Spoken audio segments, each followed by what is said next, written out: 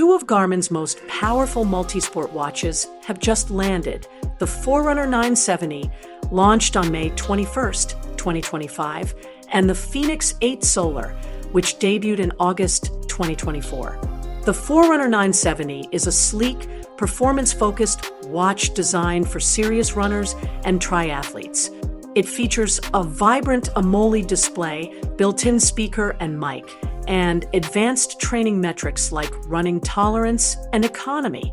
With a titanium bezel and sapphire lens, it offers durability without compromising on style. On the other hand, the Fenix 8 Solar is built for endurance athletes and outdoor adventurers. It boasts solar charging capabilities, extending battery life up to 48 days in watch mode under optimal conditions.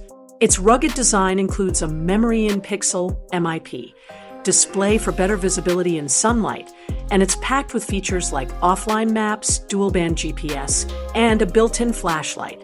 In this video, we'll compare these two top-tier smartwatches to help you decide which one best fits your lifestyle and training needs.